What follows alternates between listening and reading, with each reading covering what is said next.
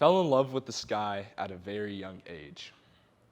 I remember I would come home from kindergarten and run straight into my backyard, lay on the grass, and watch the puffy white clouds sail by. I would try to form stories of kingdoms and princesses and dragons with the shapes that I saw because I loved letting my mind run wild. But what really captivated me about the sky were the sunsets.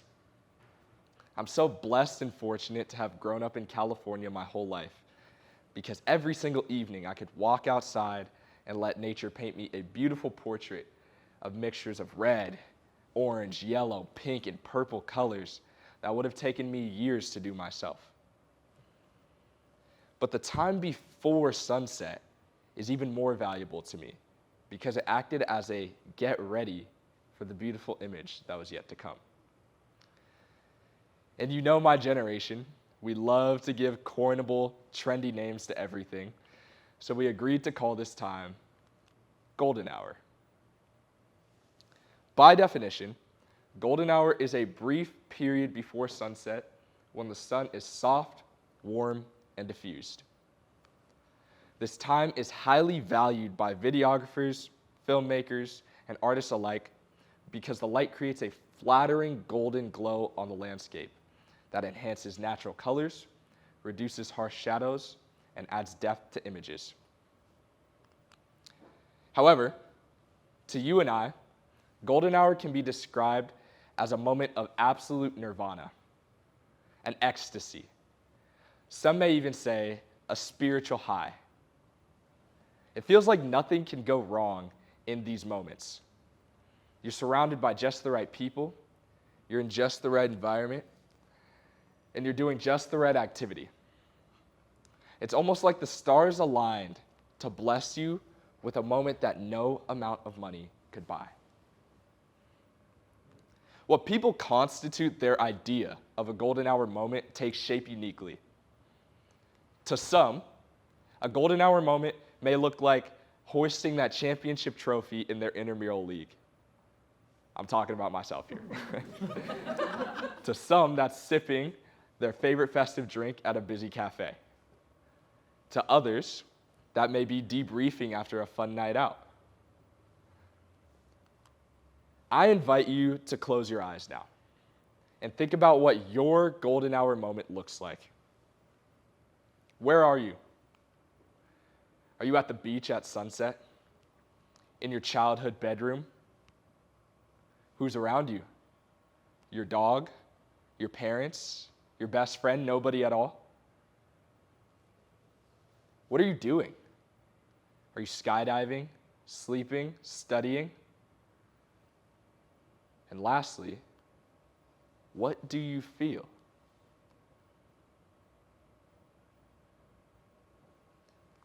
Thank you for participating. When I thought of what my golden hour moment looked like, my mind immediately went back to my senior year of high school.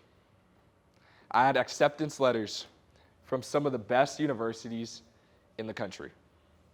I was winning scholarships and being recognized for my projects in school. I had lots of friends.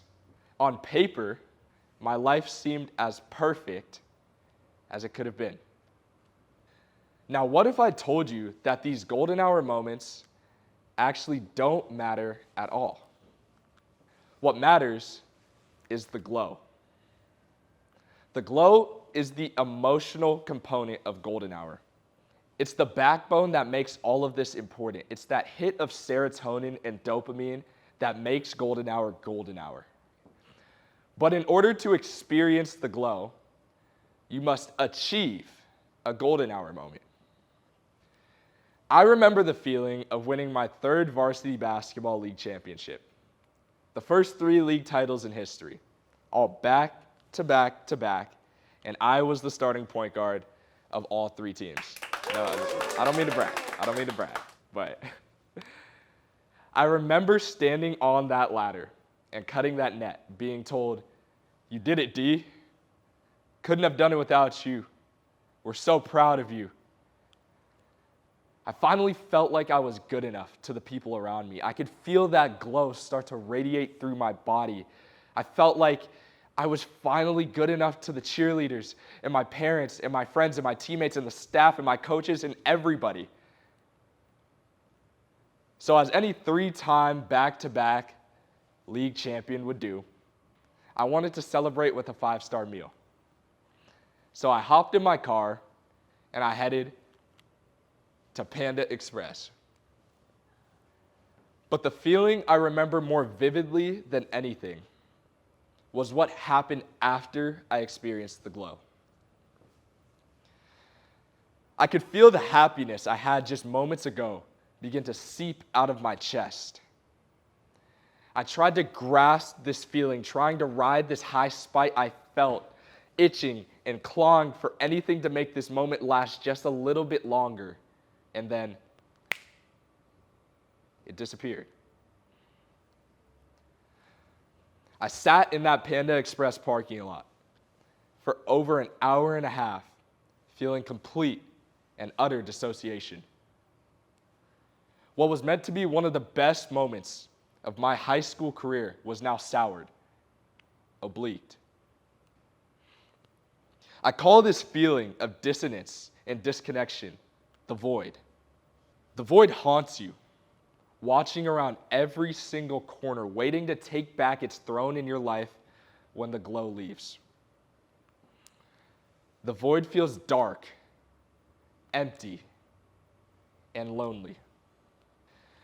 Now, if I were to ask you to do the same exercise as before, but now visualizing what the void feels like to you, there's a good chance that you would be able to visualize these negative emotions much clearer and with much more strength than the glow.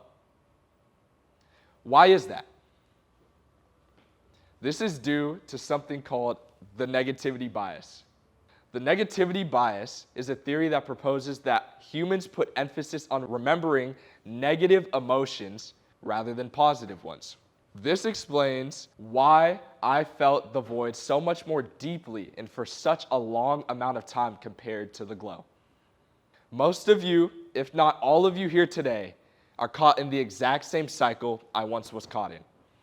You work so hard at something that society has told you will make you happy, and you achieve it. Then you wait, wondering if you're going to feel the glow. You don't feel it, so then you up your scope of achievement for yourself. You complete this cycle over and over and over and over and over and over until you finally feel the glow. And you're happy for, 30 minutes, and then the feeling starts to leave you again, and then it disappears, and you feel the void. And to combat the void, you repeat this cycle over and over and over again, heightening your scope of achievement for yourself so far that you'll never feel the glow ever again. It's a scary way to live, right? Spiraling farther and farther into sadness so far, ultimately nothing will be able to make you happy and you'll never feel the glow again. I was sitting at my desk my freshman year of college when I received one of the most influential calls of my life. Stressing to complete my physics homework, my phone began to vibrate on my desk. Caller ID, my father. The call started out as your typical checkup. Have you eaten? How are the grades looking? Why are your school bills so expensive? Do you think I'm made of money? The usual. Then my father asked me to talk to my brother who was in the room next to him. My older brother, Ryan, was diagnosed with low-functioning autism spectrum disorder with limited verbal communication. So my dad switched the phone to FaceTime and flips the camera over to my brother. My brother was sat at his puzzle desk studio that we got for him. Because if there's one thing about my brother, he will destroy a 1,000-piece puzzle. I heard the garage door open in the background, to which my dad then said, "Hey Ryan, can you go help mom with the groceries?" At that moment, Ryan springs out of his chair and runs through the garage with a bright smile on his face. He comes back skipping, hopping, and laughing with 2 bags in his hands. Seeing this made me sit up in my chair. I switched over to the Ring doorbell camera to see him still smiling, running, and jumping while grabbing more and more bags out of the car with my mom. You would have thought Ryan won the lottery with how excited and happy he was, the look of pure jubilance that was on his face.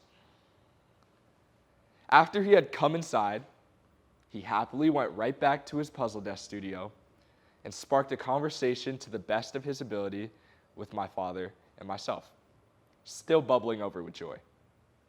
My father then mentioned that Ryan and him had just eaten dinner and that the dishes needed to be washed. Ryan jumps out of his seat again and frolics over to the kitchen sink, taking the dishes out of my dad's hands, and begins to scrub away at the food particles left on the plates, still bubbling with joy. Ryan's euphoric energy projected to me through the screen. I found myself feeling that glowy golden hour feeling that I was once working so hard to constitute on my own. After I hung up the phone, I sat and I wondered why Ryan had 2 golden hour moments within just 5 minutes of each other. I mean, he didn't do anything exceptional. In my opinion, he didn't do anything that deserved a golden hour moment at all. But that's the thing. What constitutes a golden hour moment? I encourage you to think back to the golden hour moment I had you construct earlier and compare it to either of Ryan's. I almost guarantee that your idea of a golden hour moment was based on some ideal of perfection, accomplishment, or extraordinariness. Your moment was something that doesn't frequently happen in your day-to-day life. What you need to understand is that your definition of golden hour is completely dependent on what you want it to be. It's you who's in control. You are the one who gets to choose how you feel and when you feel in every scenario in your life. So, instead of continuing down the same cycle, pushing ourselves to unrealistic accomplishment, waiting for something that we do to finally give us this golden hour feeling, why don't we start being more like Ryan and start chasing the glow? In order to chase the glow, you need to do 4 things. The first thing you need to do is change your perspective. We often take for granted the little things in our life. I invite you to hold up your hands and put a finger down every time I say something that applies to you.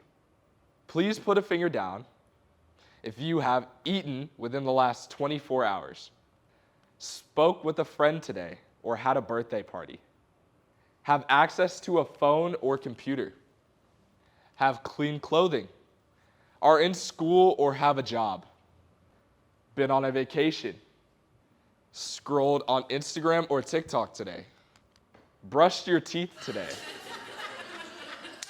I'm looking. Or laughed or smiled today. Even if you have one finger down, you have something to be grateful for. By changing your perspective and seeing the little things in life as blessings, you allow yourself more opportunities to feel happy, in turn, chasing the glow. The second thing you need to do is stop waiting. I've noticed in my own life that when I choose to continuously wait for the right moment to do something, that moment often never comes, or it's not what it was cut out to be in my brain. I am here to tell you that the perfect moment will never, ever come to you. The perfect moment is the moment that you create. I encourage you to stop waiting and start creating. The third thing that you need to do is prioritize you. We spend so much of our lives pouring into other people's plants and watering other people's gardens that we forget to take care of our own. By putting yourself and your happiness at the forefront of your mind when making decisions, you allow yourself to run after the glow. The last step is bibiyabiyeye. a proverb from Ghana, West Africa, that means everything will be all right. I believe that one of the largest inhibitors to you finding your happiness is worry. In a study done by Lucas Lafreniere and Michelle Newman from Pennsylvania State University, they found that 91.4% of all things we worry about in our lifetime never come true. By adopting Bibiabe Yeye as a lifestyle and accepting that no matter what you do, what goes wrong, and what is yet to come, that it will all work out. You can take that meaningless worry and replace it for gratitude and appreciation for the moments that have happened. By adopting these 4 ideals and choosing to model your lifestyle closer to Ryan's, you will see the change that you have been looking for. Stop waiting for your happiness and start chasing your glow. Thank you.